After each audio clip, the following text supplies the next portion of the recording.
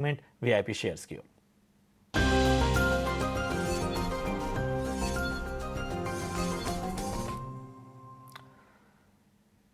तो स्नेहा, समय बहुत कम है तो फटाफट से अपनी कॉल बता दीजिए।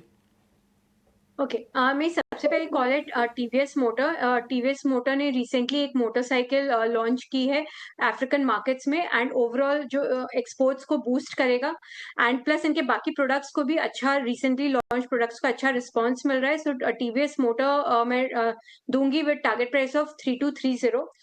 मेरी दूसरी पिक है एम्बर एंटरप्राइजेज। एक अच्छा करेक्शन के बाद इस सेगमेंट को वापस देखा जा सकता है।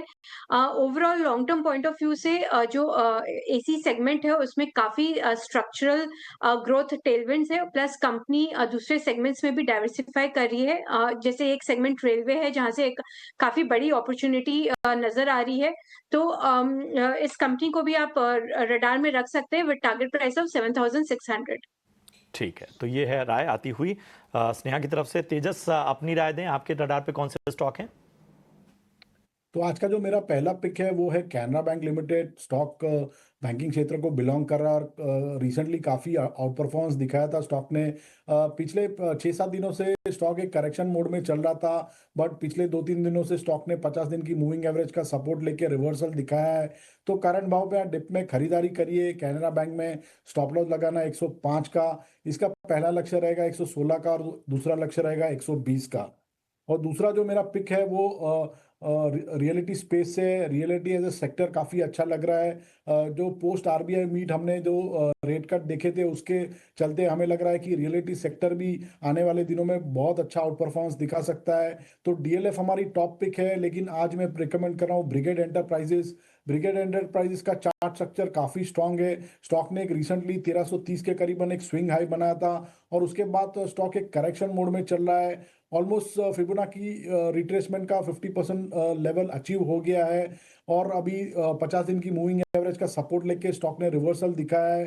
तो करंट भाव पे डिप में खरीदारी करिए ब्रिगेड एंटरप्राइजेज में। इसमें आपको स्टॉप लॉस लगाना है 1184 का, सॉरी 1084 का। इसका पहला लक्ष्य रहेगा 1225 का और दूसरा लक्ष्य रहेगा 1295 का। क्या करेंगे तेजस? इसके साथ ही स्नेहा, आपका भी बहुत बहुत धन्यवाद शो में जुड़ने के लिए और लोगों के तमाम सवालों का समाधान देने के लिए और मार्केट पर अपनी राय देने के लिए। चलिए, कल की तैयारी में फिलहाल इतना ही, लेकिन जाने से पहले आपको बता दें कि रिन्यूएबल एनर्जी की ओर भारत का सफर शानदार रहा है। नेट जीरो एमिशन के लक्ष्य की ओर हमने महत्वपूर्ण प्रगति की है, लेकिन हाल ही में वर्ल्ड इकोनॉमिक फोरम के ऊर्जा परिवर्तन इंडेक्स में हम 63वें से 71वें स्थान पर फिसल गए। 220 गीगावाट से ज्यादा रिन्यूएबल एनर्जी उत्पादन क्षमता हासिल करने के बावजूद भारत जलवायु परिवर्तन परफॉर्मेंस इंडेक्स में 7वें से 10वें स्थान पर आ गया। हालांकि सोलर, विंड और कार्बन ऑफसेटिंग एनर्जी, इससे हमारे प्रयास ही हमारी रैंकिंग को बरकरार रखे हुए हैं। इन क्षेत्रों में किए जा रहे प्रयास हमारे देश की एनर्जी लीडरशिप के लिए बहुत जरूरी हैं।